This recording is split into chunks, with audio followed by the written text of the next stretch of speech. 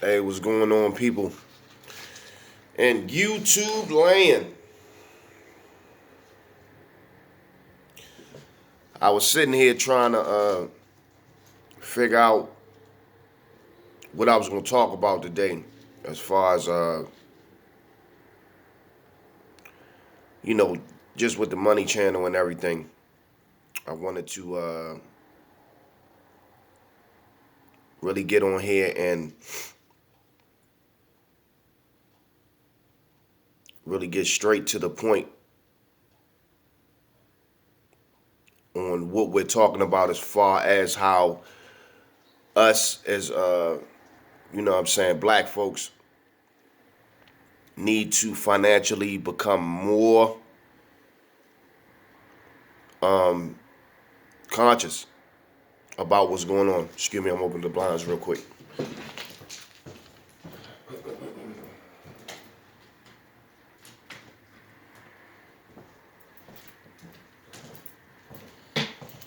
All right, so as you guys know, it's been uh it's been a lot of shit going on with the country as far as money shifting, far as wealth shifting and shit. And it's a lot of people losing their jobs. Now, if y'all go on the Verse for Verse channel, I talk about insurance policies and everything like that. I talk about various different pieces of information that I found out over time. And I collectively put all this stuff together because I already done all the necessary research. And I'm already involved with a lot of these financial institutions that pay me money for putting money into these institutions. There is no other, intelligent way that I could actually explain this. Now, when you talk of financial talk, we definitely got to keep it clear. A lot of people not going to understand this shit, so I'm speaking from a real place. All right? I'm a nigga that done hustled my way to my, to my position and what I'm in. And every year has been a flip for me as far as like taking care of yourself and working for yourself. I'm not no corporate company nigga. All right? I'm not no corporate dude. I don't sit at a desk. If I don't move, I don't eat. So when you work like that, pretty much people, it's a difference between working a 9 to 5. Even though I do work hours, I break my shit down into man hours. You understand what I'm saying? So I contract myself out, which is which is a little bit different. So I'm talking to, today I'm discussing where you should put your money. You know what I'm saying? And where you should put your money is determined how the way that you architect, how the way that you build and architect in the different points in time in between your life. So I would say this, as far as a policy, insurance policy is concerned, the way that you design an insurance policy, I'm gonna start off with that. And I'm gonna try to fit as much as this shit in here as much as possible. And then I'm gonna show you a picture of the structure that I got built as far as one of the systems that I run with myself. When you go to design an insurance policy, you need to design the insurance policy to make sure that it covers you, your family, make sure that the cash earning value, because it is attached to the stock market, that the money that you add in there is evenly balanced out, and that too much is not going to the death benefit. That you put a little bit more into the cash value of the policy. All right. The main thing about the policy, you can use the policy and take that, and you can store money into the policy, and you can leverage it. You could borrow off of it. All right. Don't take the cash out of the policy when you build the cash value up, but For as much as the cash value that you build up in the policy, you can get a policy loan. Excuse me. You can get a policy loan. Excuse me once again. All right. So if you get, I give you something, for instance, like if you was to, let's just say you wanted to take $32,000 and you put it in the policy, right? And the policy is probably like maybe $350,000, all right? And you designed the policy, you know what I'm saying, to grow your cash, and you put it in there. All right? And this is a policy that you're gonna be paying into for the rest of your life. If you put 32 in there, and let's just say, all right, if in 2 more years you needed to buy a vehicle, a car, something like that, you done took the money up out of the system, and you done created a bundle of cash because you put 32,000 in there. So now that 32,000 is locked into your policy. As a policy owner, you have certain rights, and I would advise y'all to read, the rights that you have as a policy owner. All right.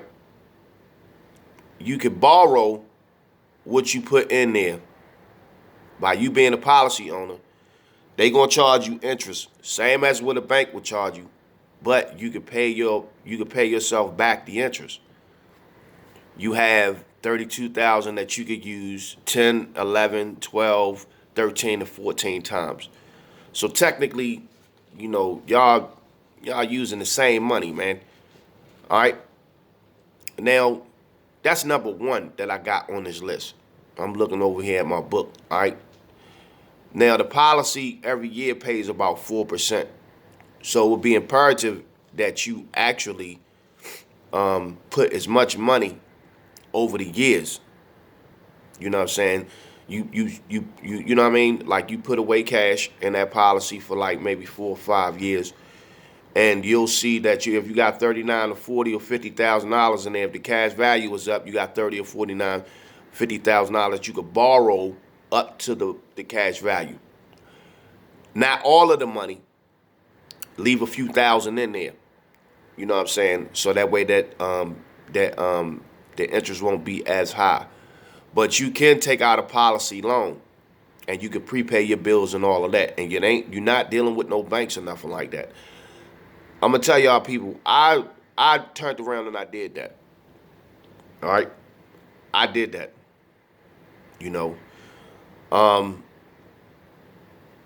It's good for inflation. You ain't dealing with no banks. Can't nobody charge you no interest on nothing, except for the interest that you have to pay back. And then you paying yourself back the interest because you are the owner of the policy. That's the whole point of this shit. Life insurance policy is not just only made, just for when you die. That's the bullshit that they feed us. You know what I'm saying? You could use it to finance, same as you use the equity inside your house as far as a mortgage. You could use that to finance. It's another place where you can store your money at. For all y'all out there that make 6 figures and all these high and double-digit jobs or whatever, because of the fact that y'all don't know where to put y'all money at, it's fucking y'all over with the taxes. I mean, it's imperative that you actually know this. If you getting quick money or if you doing anything, right, you could design an insurance policy to where as though, like, you could find one that pay you 4% a year. That's good. By the time you get older, and if you've been paying in the policy your whole life, once when you get older, you can just get a check for the rest of your life. And the beautiful thing about it is that it's so many benefits. Let's just say, for instance, right, you know what I mean, you can't pay on it some years. Well, I mean, I feel as though like this. I'm not going to say if you can't pay on it, because I done seen motherfuckers sit up there and buy cars that they couldn't even afford. You know what I'm saying? And that, those vehicles, once when they broke down, they were more of a liability than an asset. With life insurance policy, as long as you pay your premiums, your ass is good. You can pay your premiums, or you could put more money into the policy. You know what I'm saying? You could put $5,000, $6,000 again into the policy. If you do that shit like that, like as if you would pay a fucking car note, your retirement, you ain't got to worry about your retirement. Your policy could literally take care of you while you're living.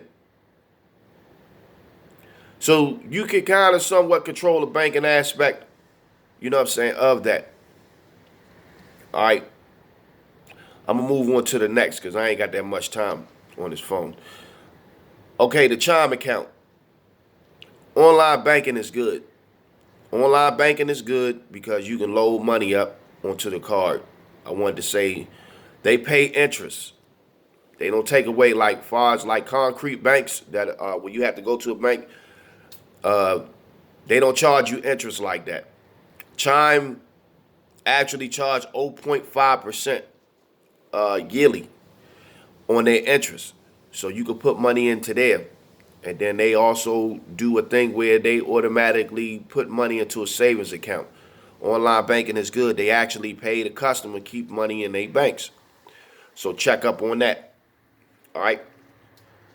Far as stocks, it's imperative that you do get stocks. All right. This is where you can keep your money at. All I'm saying is this. One thing about stocks, and I've been buying into stocks since the 90s. One thing about stocks, you could just take one chunk, one big chunk, a piece of money, and you can put it in the S&P 500 and let the motherfucker sit there for like 30, 40 years. And it's going to make you money. The insurance policy and the stock market, those are two long-term joints. If you want to cover your future self 30, 40 years, down the line, you know what I'm saying? This is what investing is all about. This is why you can bullshit down to one job, all right?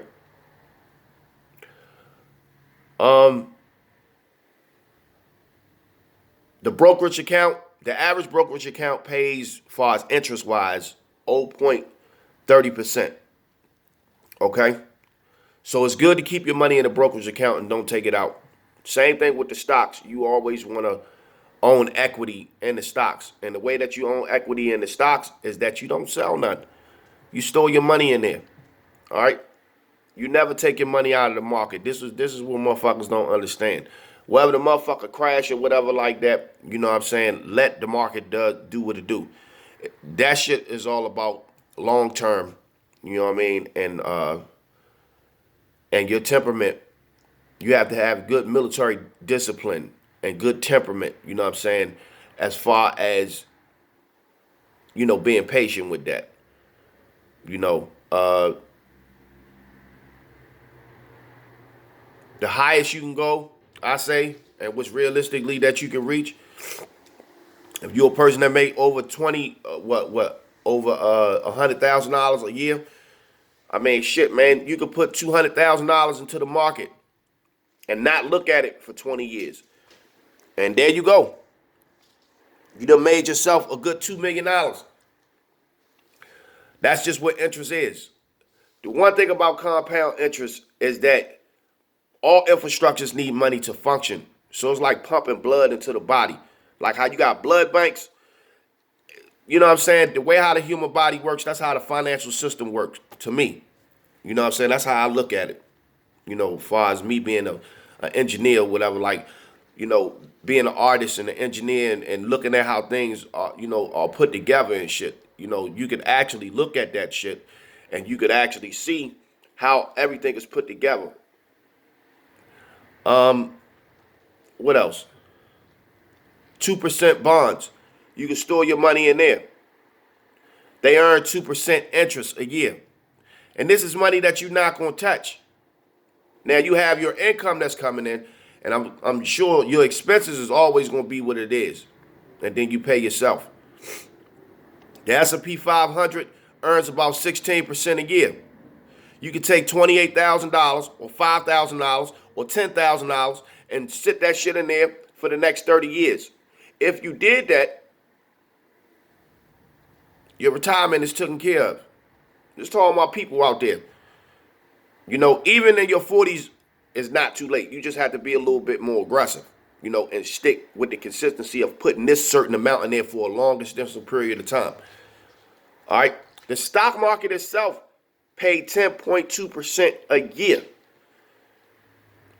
So if you putting $20,000 a year into the market until it gets to a certain point, you can stop and just let your money work. That's about it. All right. So you got that down. That's about 6 different places where you can put your money. Okay, you got the E-Fund. All of y'all out there that make all of this money, even if you make 20 or 30,000 a year, you need to make an emergency fund and have that up to 5,000. You can put that in the regular bank. Or I wouldn't even fuck with the regular bank. You can have an emergency fund with cash. Always keep $5,000 in cash. What I would keep in the bank is about maybe like 10,000. And that's just 6 months of house expenses. That's it. If you build it like that. Then I will go get them prepaid low Visa cards. All right. And put, I say about $200 a month on there until it get up to 5,000, because the most that you can keep on them like green dot cards is up to $5,000 a piece. Then after you do that, get 2 Visa cards. You done got 10 different places where you have your money, and it's built like a failing system, a wall system. So that way, you'd be ready for anything. Your money is now taking care of you instead of putting your ass in trouble. So that's where you can put your money. The policies, online banking, the brokerage accounts, the bonds, the S&P 500, the stock market, the E-Fund, have 6 months worth, build 6 months of house expenses up, as far as keeping about $5,000 in cash, as far as your E-Fund, your emergency fund, and make sure that you keep about 5,000 or 6,000 in the bank. You know what I'm saying, for house expenses. This is just in case if anything happened. And then get 2 Visa cards that you can load. You know what I'm saying, and have $5,000 a piece on there. You done encircled yourself and you done took care of yourself. All right. So pretty much that's about it.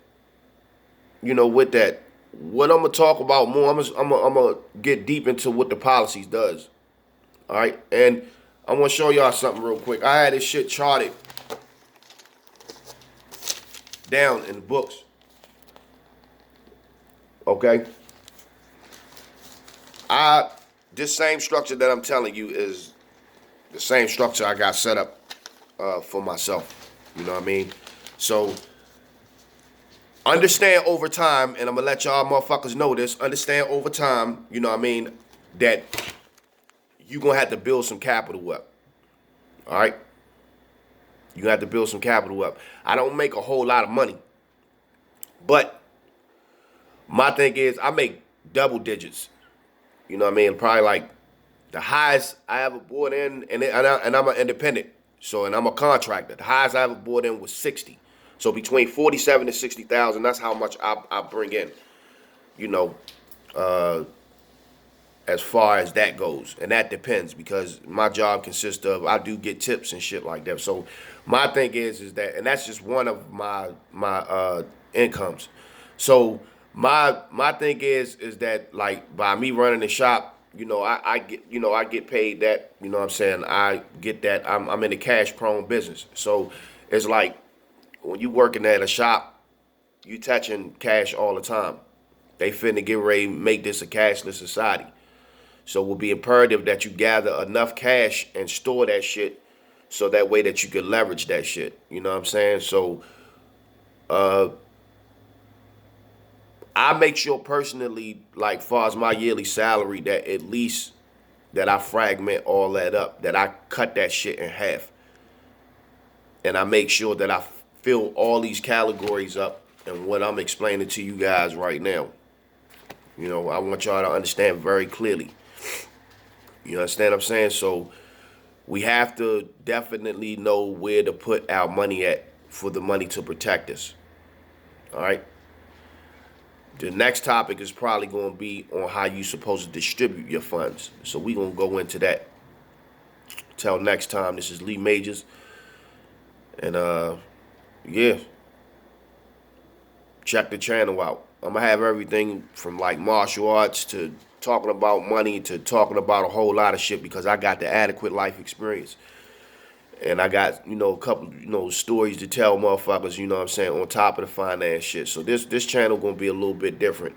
And it's gonna be real shit, you know what I'm saying? It's not gonna be your average typical, we people, man. We all people dealing with the same struggles and everything like that. So I'm out here in the field. We out here. You understand what I'm saying? So, yeah, man. Make sure that you do that. You know what I'm saying? All right, peace.